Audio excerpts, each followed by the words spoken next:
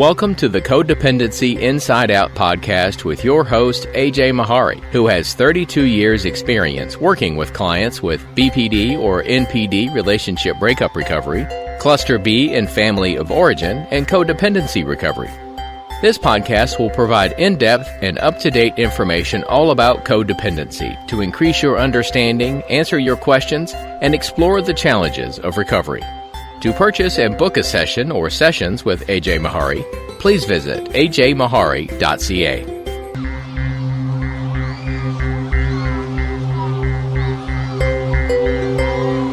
My apologies in the beginning of this podcast episode.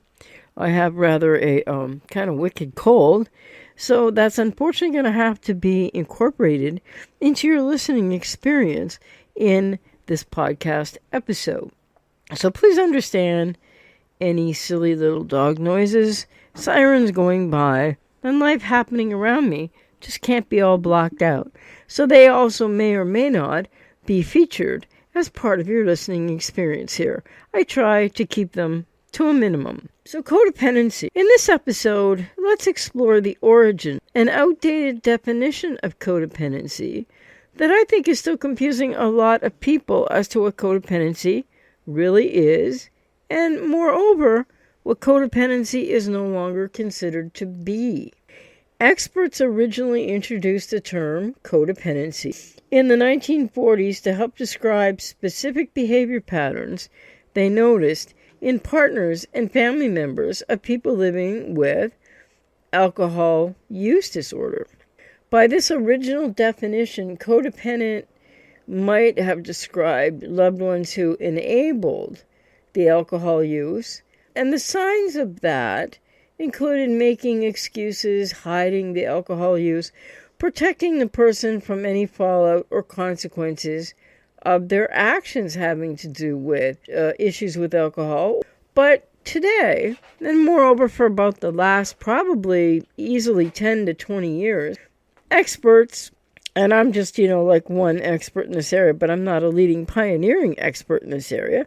But so moreover, like leading and pioneering experts in this area agree that codependency has a more nuanced and complex meaning. And I'm certainly here to advocate for that. I've been working with clients for almost 33 years to heal and recover from codependency and other surrounding issues and challenges. So along with codependency having a more nuanced and complex meaning that's being more and more understood, by the way, in many areas of people who work with clients like I do in this area, and certainly not understood well by all mental health professionals or those who seem to need the DSM to make everything a formal diagnosis in order to recognize what's causing a lot of people's pain and difficulties. And codependency is, unfortunately, a very profound example of a relational construct that has its roots in the family of origin and childhood wounding, and to various degrees and in different ways for different people, and which really needs to be understood in this construct, in this context. So regardless of the fact that there is no diagnosis, a diagnosis of codependency, or that it's not in the Bible of the American Psychiatric Association, I think has nothing to do with still the palpable need for people to understand what codependency is, what you may well be experiencing with it, how painful it is and formidable, and then how can you work with someone like myself to start understanding more about what this means for you in your life, the source of it, and more importantly, or most importantly, how to heal and recover from codependency. And codependency refers to any enmeshed relationship, so these are not healthy relationships, in which one person loses their sense of independence and believes they need to tend to someone else. And this often begins in childhood in many different ways, some of which I've already explored in episodes on this podcast, and more that I will go into in more detail. One example would be when a parent parentifies a child by seeking a child to help them emotionally regulate themselves or deal with conflict with their partner or like a child's father or mother or whatever the case may be. And so this is how many people who have codependency grow up not ever having learned how to, in a really independent, internalized way, have your self-esteem and self-worth known to self, have a healthy and functional relationship to and with yourself, wherein you would have emotional boundaries and know what your limits are, and you would have a healthy focus on self as well as others. Whereas people with codependency have this unhealthy focus on others to the abandonment of self. And according to a 2018 research review, patterns of codependent behavior generally involve 4 main themes, although not limited to these 4 main themes. Firstly, self-sacrifice. Secondly, a tendency to focus on others and to the exclusion of oneself. Thirdly, a need for control, which may fuel conflict, and not intentionally, and largely unconsciously, but that happens, that there is this need for control which may fuel conflict unconsciously for people with codependency more often than consciously. And fourthly, difficulty recognizing and expressing one's own emotions.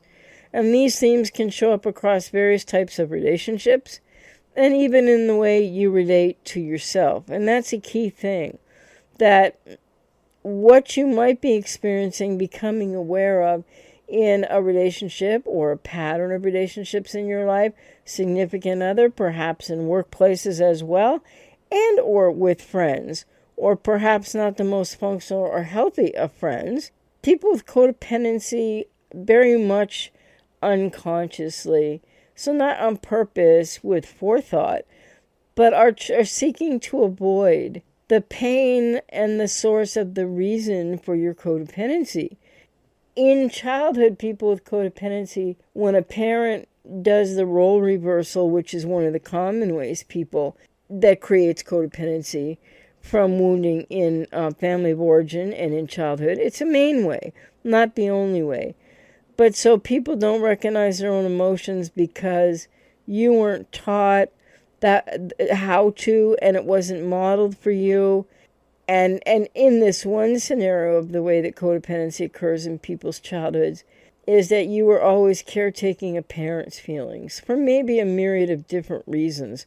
And when you're caretaking a parent's emotional needs or regulation needs or whatever it is they're not dealing with appropriately as a healthy adult, then that leaves so many unmet needs for you, the person who may well have codependency now, because you didn't learn how to be able to feel safe within your own emotional landscape and feelings and have that self-determined, independent, individuated, internal understanding of yourself and your feelings, emotional boundaries, limits, needs, etc. So this is what people need to learn in healing and recovery journeys, to say the very least.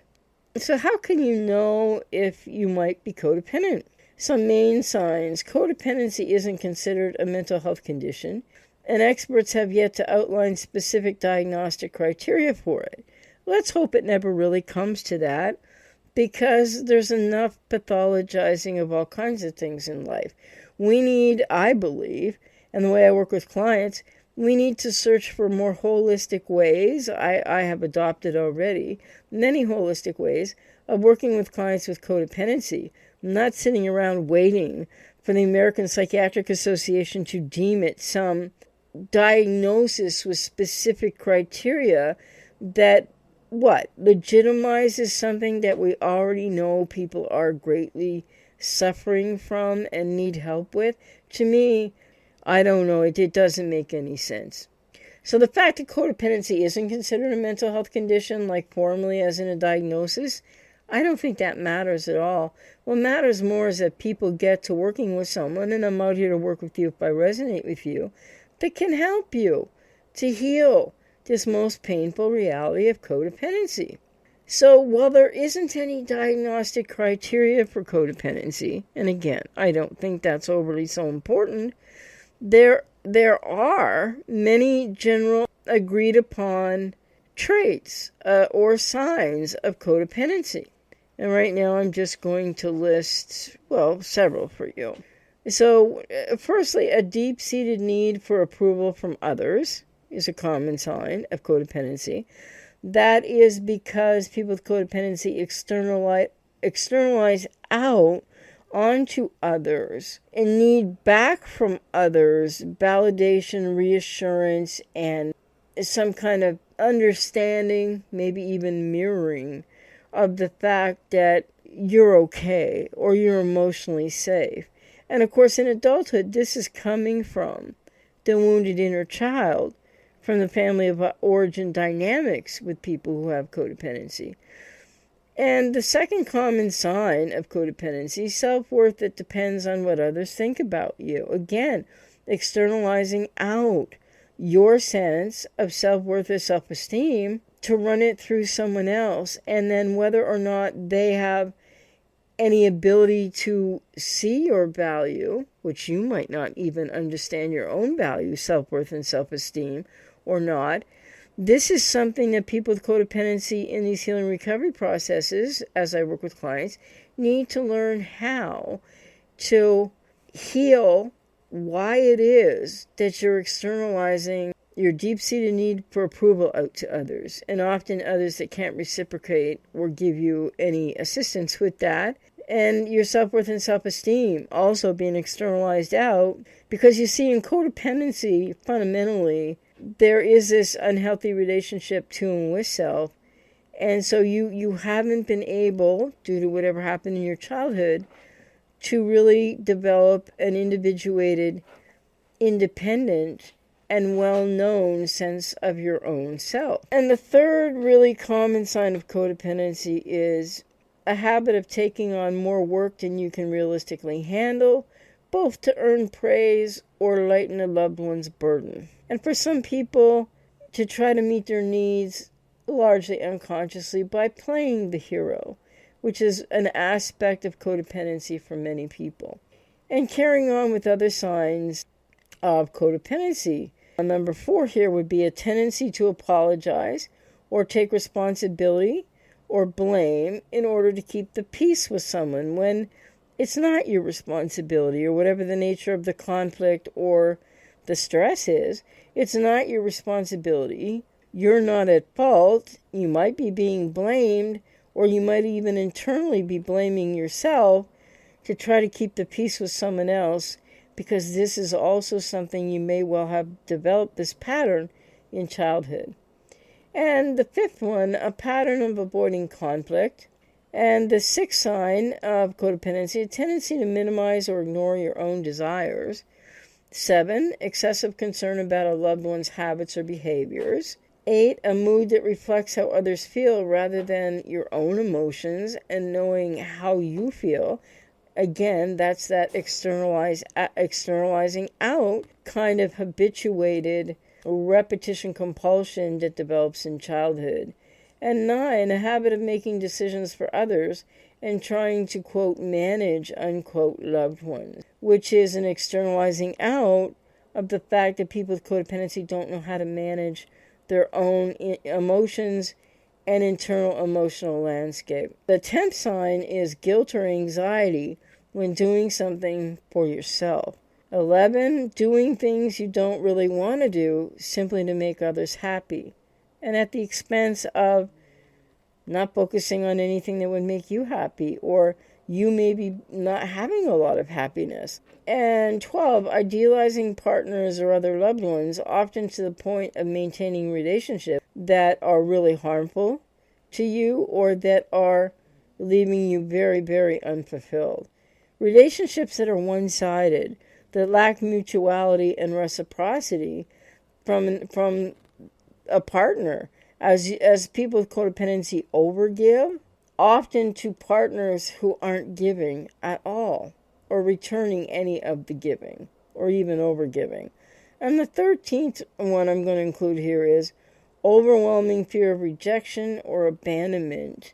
And this leads people with codependency to another significant, so number 14 here, sign or trait of codependency is self-abandonment. And that's not something people do consciously or on purpose. So with codependency, the need to support others goes beyond what's generally considered healthy. It's way out of balance. If you behave in codependent ways, you don't just offer support temporarily, such as when a loved one faces a setback, but rather you tend to focus on caretaking and caring for others or another, like a significant other, to the point that you begin to define yourself in relation to their needs, which is again a major self-abandonment. And what about your needs? But people with codependency really aren't focused on their own needs. And so unconsciously, you're externalizing out efforts to meet your own needs by trying to people please, rescue, fix, or change someone else. It doesn't work very well, and it can be incredibly painful. So in understanding codependency a little bit more, codependency versus dependency, what's that about? While some level of dependency is healthy in relationships, it may be tough to make it through life alone, but most people thrive with companionship and social support. But it's the interdependent nature of these relationships that are healthier and work better for both people involved.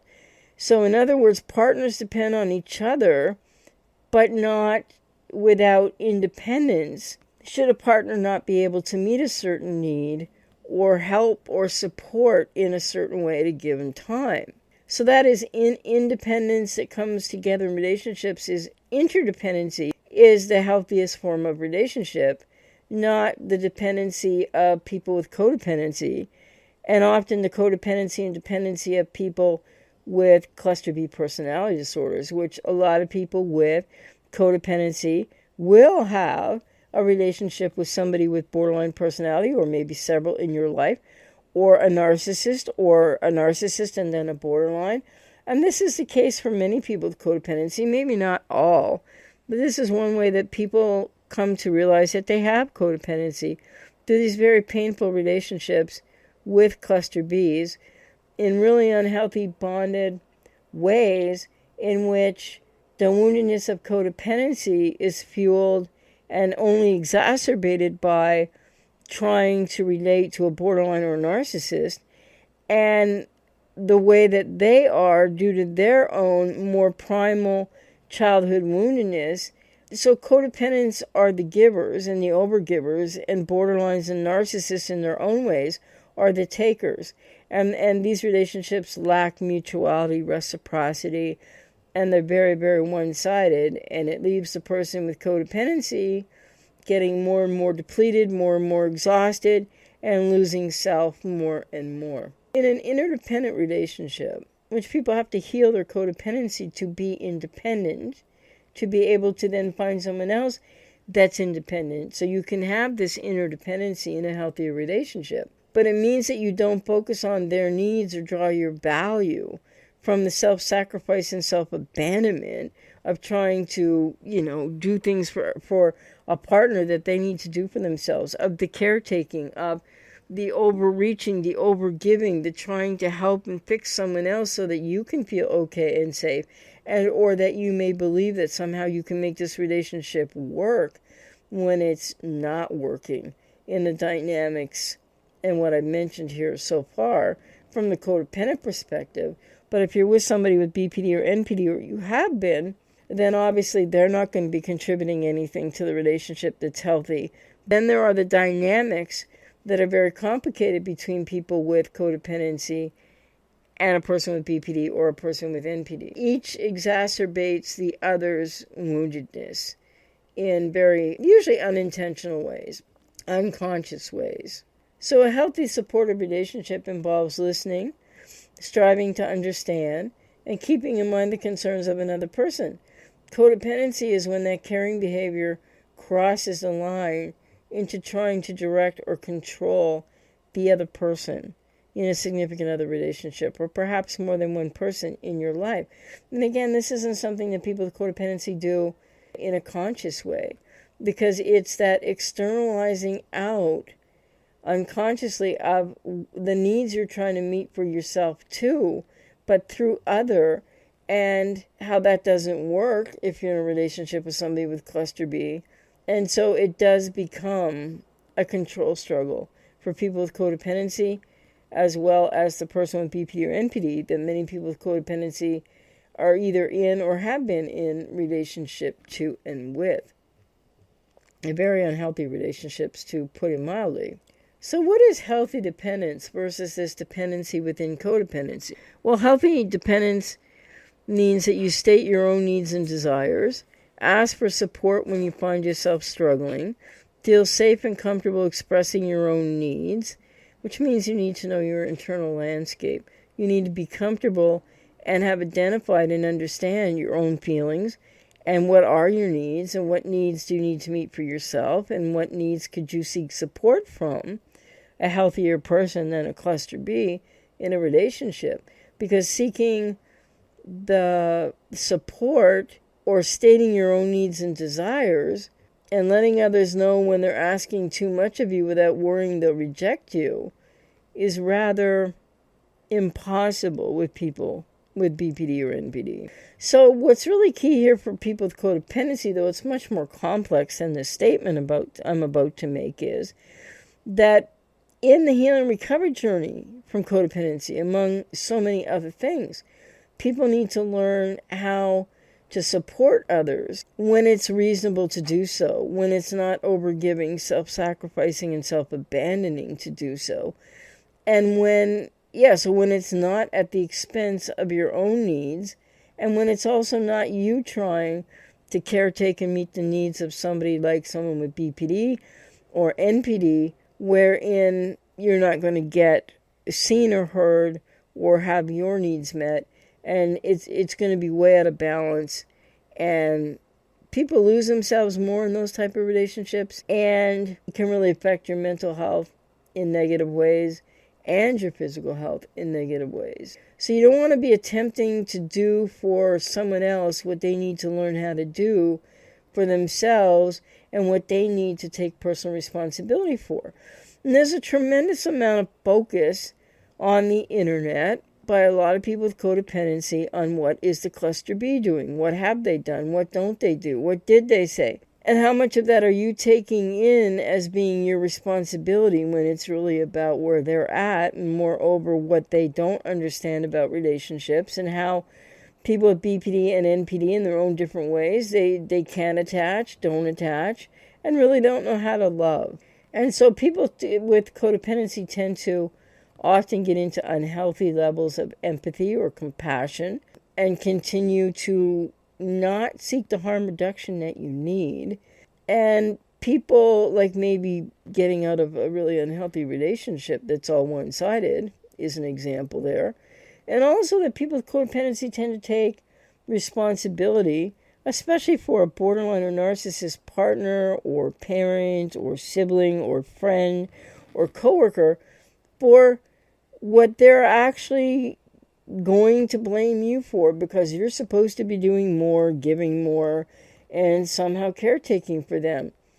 People with codependency tend to take on too much responsibility for others while neglecting the responsibility they have emotionally, relationally, for their own, for your own mental health and well-being, and having a real limit and boundary around what's healthy for you to be responsible for, namely beginning with yourself. Secondly, not so much for somebody else who doesn't know how to be responsible for themselves. So where does codependency become evident? Well, codependency most often shows up, not limited to, but in romantic relationships, significant other relationships in particular. Though it can be kind of prevalent and present to varying degrees in people with codependency across all relating and relationships in your life.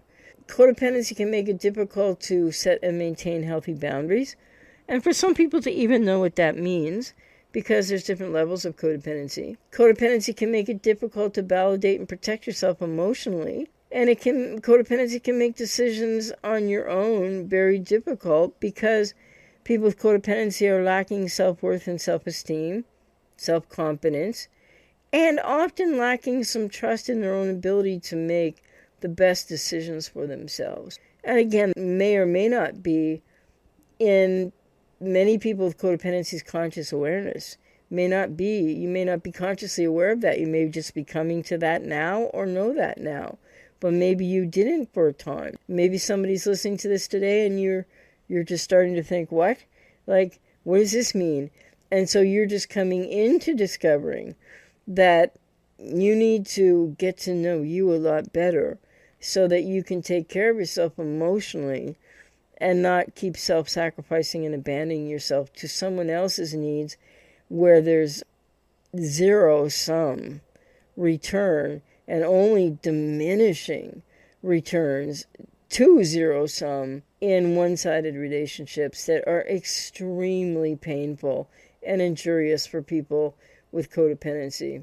So many people with codependency are, and again, let me stress, unconsciously picking significant others that are emotionally unavailable, self-absorbed, needy, and often, as I've said, have a cluster B personality disorder.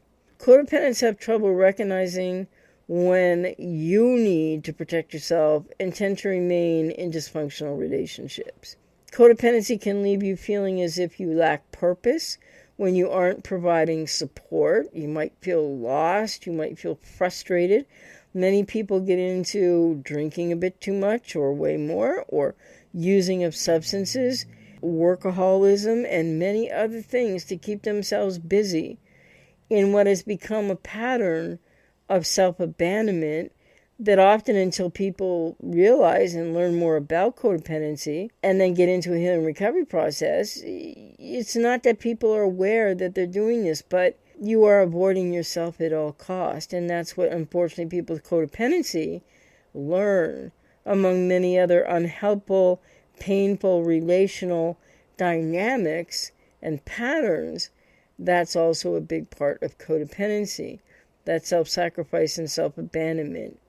People with codependency are often fully devoting themselves to others, and it prevents people with codependency from doing anything for themselves. It doesn't prevent people from having jobs and careers, but emotionally people with codependency are really reliant on this caretaking and externalizing out to help and rescue and fix someone.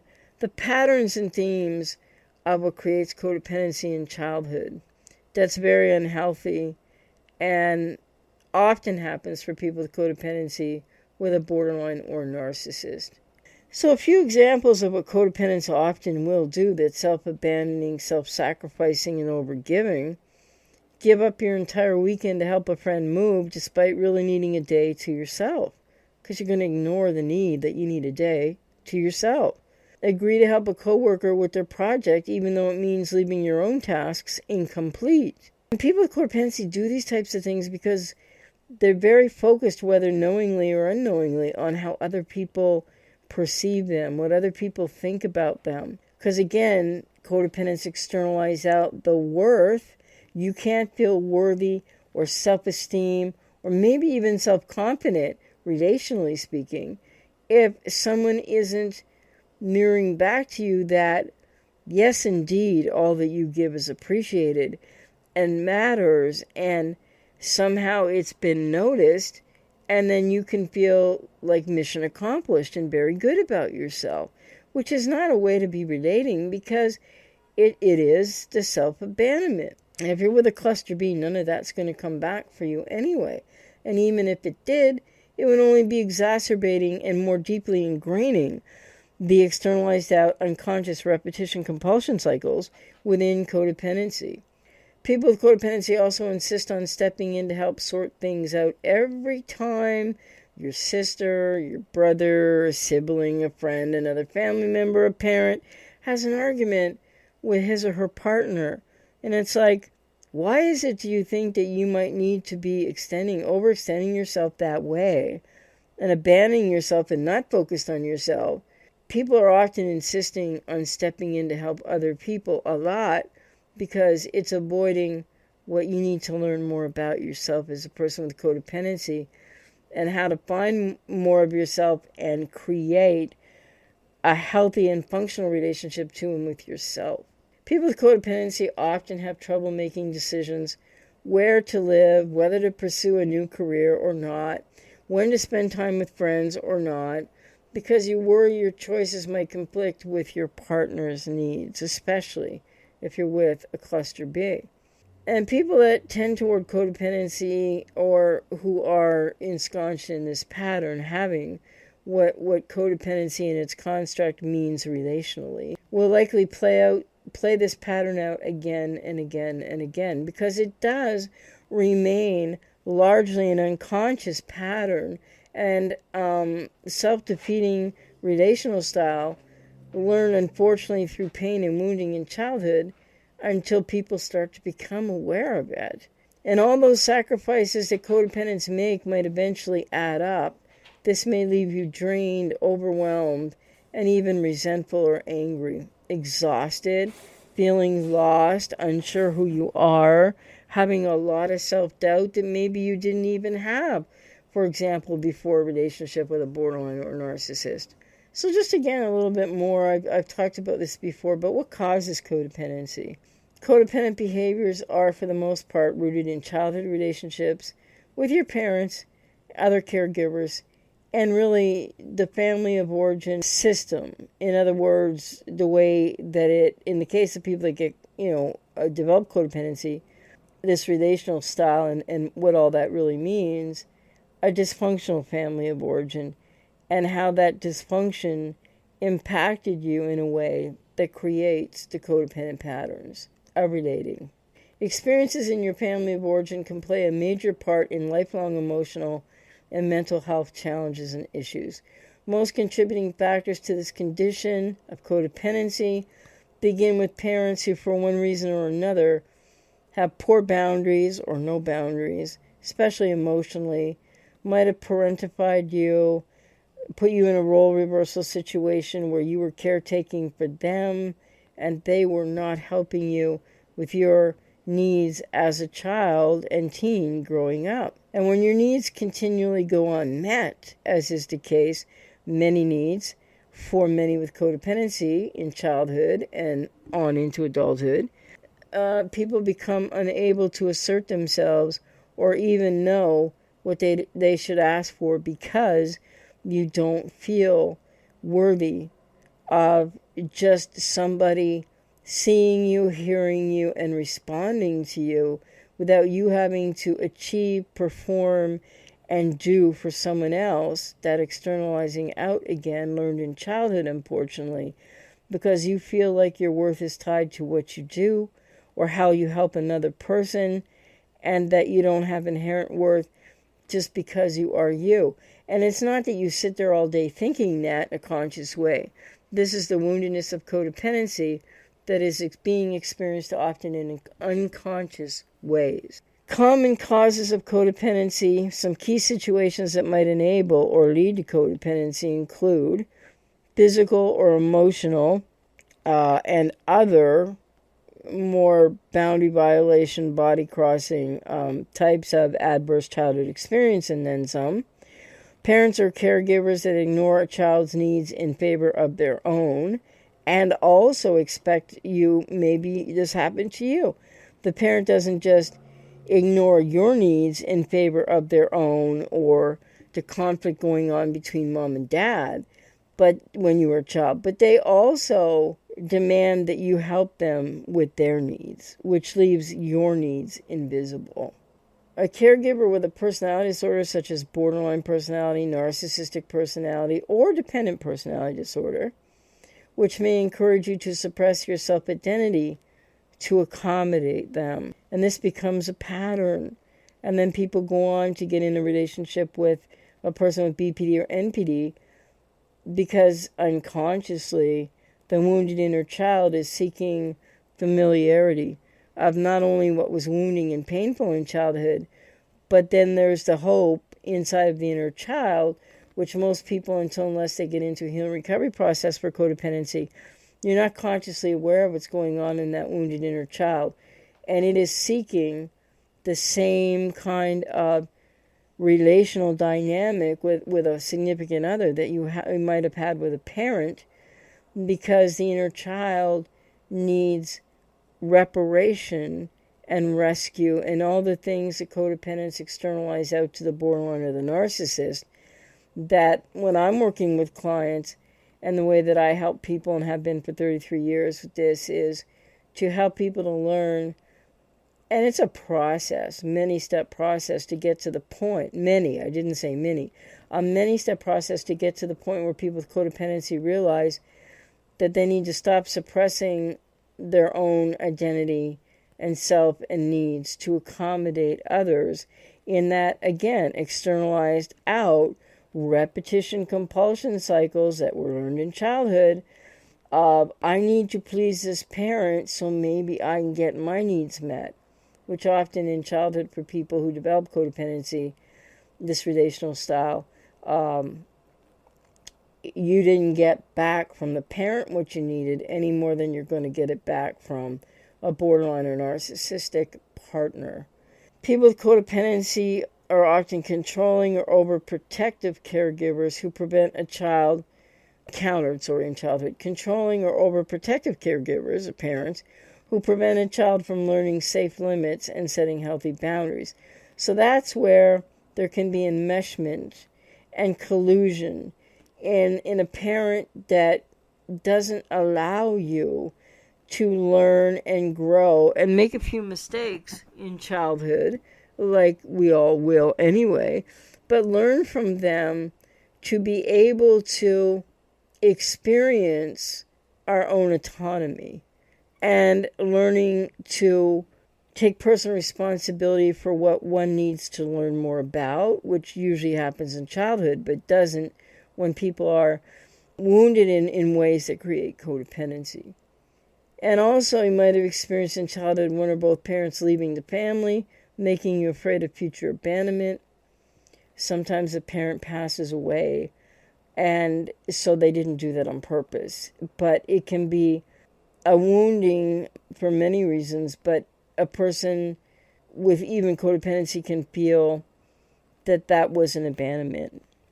And especially if you were very young when a parent passed away. And other ways that parents separate, and maybe a mother or father just disappears from your life. This happens to people also with codependency. Or you might have had caregivers alternating between loving and being present and then distant and unavailable.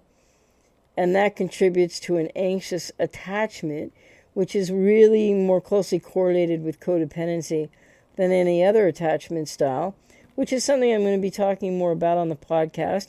And it's important, but I think a lot of people, when they come to me as clients to start this work in healing and recovering from codependency, and often a BPD breakup, relationship breakup, or an NPD relationship breakup, what's really important about this is that you not focus solely on thinking that your attachment style is the sum total of all of the issues that you need to heal and know much more about. And so in childhood or in your teens, you may have also experienced criticism and bullying from parents, siblings, or peers that leave you with lingering insecurity in relationships. So in any of the aforementioned circumstances, you likely grew up believing your own needs didn't really matter, and then still living in a way, largely unconsciously till people realize this, that in a way that you still believe your needs don't matter, because that's what you were taught in childhood, unfortunately. Or at least, if not that your needs don't matter, that your needs can certainly wait. And if you have codependency and you've been in a relationship with somebody with BP or NPD, well, your needs will have to wait a lifetime. And that's not healthy, and that's not really doable.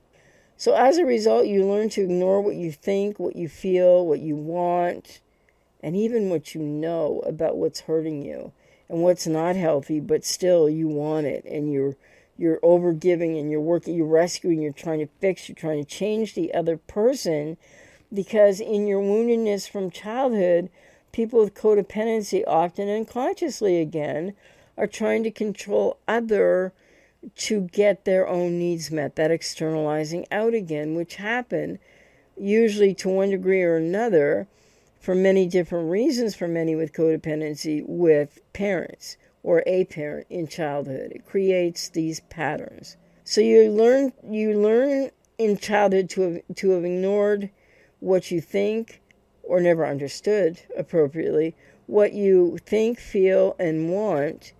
And so you have to keep others happy to keep them from leaving. So in codependency also, people, self-worth, self-esteem, whether or not your needs are going to get met, if you're even thinking about that, it all becomes externalized out and hinges upon what can you achieve and do for other first, so then you can get what you need. It's a negation and abandonment of what you deserve to be able to foster internally and identify and know your own needs and learn how to satiate them without externalizing them out to somebody who's going to leave you being not seen and not heard, and your needs remaining invisible.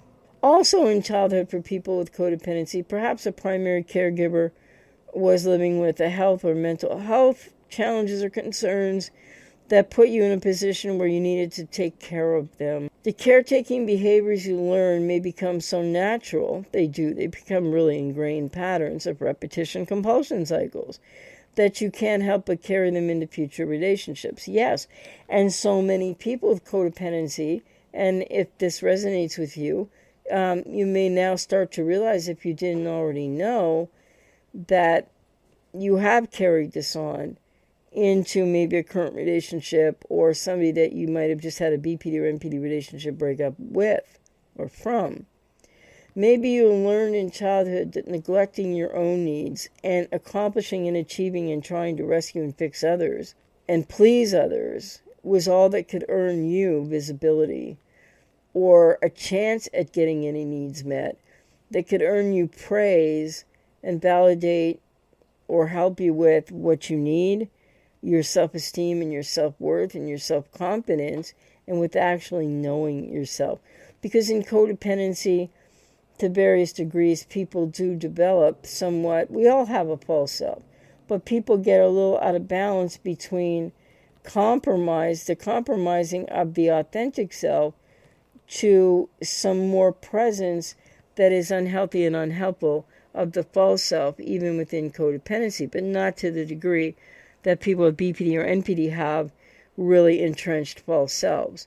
And almost a pretty much in BPD and NPD that aren't manifested exactly the same way, a very deep, and one could say, quote, complete, unquote, loss of self.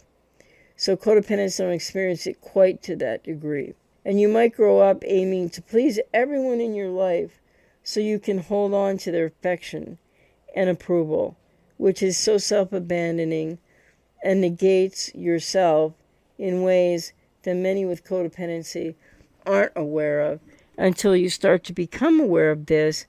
And often it's a BPD relationship breakup or the breakup that doesn't last, right? The recycling, the on-off, or similarly with a narcissist, that brings people to the kind of information and even more increased, exacerbated, unfortunately, levels of incredible pain.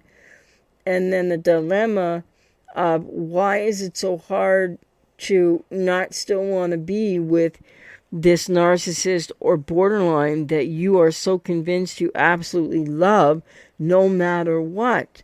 What's being replicated there in the woundedness of codependency is what you need to get into a healing recovery process to know more about and heal. And I'm out here to work with you if I resonate with you, so that you can start to undo those patterns learned in childhood that are still more pervasive in people's lives with codependency than most people realize. So as always, I hope that was helpful. For some people, it may be validating. You may already know a lot of this. And for others, it may be really mind-blowing and eye-opening because maybe you haven't become aware of this to this point. So I never know who's going to be listening. It could be very different for many different people. Please keep checking back. I'm going to have a lot more coming on this Codependency Inside Out podcast. You have been listening to the Codependency Inside Out podcast with your host, AJ Mahari. To purchase and book sessions with AJ, please visit ajmahari.ca.